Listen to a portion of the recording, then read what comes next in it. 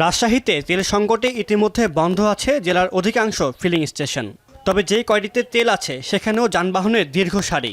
জ্বালানির সংকট মোকাবেলায় সরকারকে দ্রুত পদক্ষেপ নেওয়ার আহ্বান ভোক্তাদের। দীর্ঘ সময় লাইনে দাঁড়িয়ে থাকে, এটা একটা কষ্ট। আপনার তেল না পাওয়ার ফলে দ্রব্যমূল্যের দাম বেড়ে যাচ্ছে, এটা একটা কষ্ট। তেলের জন্য ভোগান্তি, এই যে কাজের সময় আমি একজন আইনজীবী, আমার ক্লায়েন্টকে আমি সেবা দিতে পারছি না। ঠাকুরগাঁয়েও জ্বালানি তেল নিয়ে ভোগান্তির শেষ নেই। সারা দেশের মতো এখানেও একই চিত্র।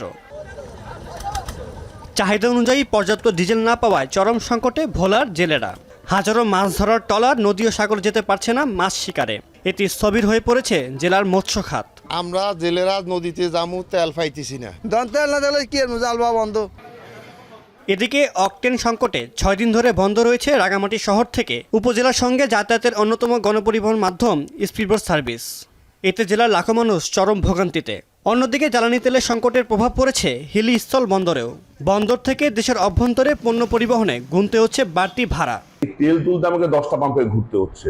ঘুরতে যাই যে বিপদ আর যে সময় অপচয় হচ্ছে, তুলনামূলক হয়রানির কারণে আমাদের ভাড়া অলরেডি গাড়ি ভাড়া কিছু বৃদ্ধি পেয়ে যাচ্ছে। এদিকে সরকার নির্ধারিত দামের চেয়েও বেশি দরে বিক্রি হচ্ছে এলপিজি সিলিন্ডার। 12 কেজি সিলিন্ডারের দর 1728 টাকা নির্ধারণ করা হলেও চট্টগ্রামে তা বিক্রি হচ্ছে 2000 টাকার বেশি দরে। সিলেটের অবস্থাও প্রায় একই। 12 কেজি সিলিন্ডার মিলছে না নির্ধারিত দামে। বিগত 2 দিন হয়তো 1800 টাকা বিক্রি করছি, আজকে থেকে হয়তো আপনার 1900 টাকা বিক্রি করবো। অথচ বছর ব্যবধানে জ্বালানি আমদানির পরিমাণ ও ব্যয় বেড়েছে দ্বিগুণ, আর এককভাবে এলএনজি আমদানি বেড়েছে রেকর্ড 5 গুণ।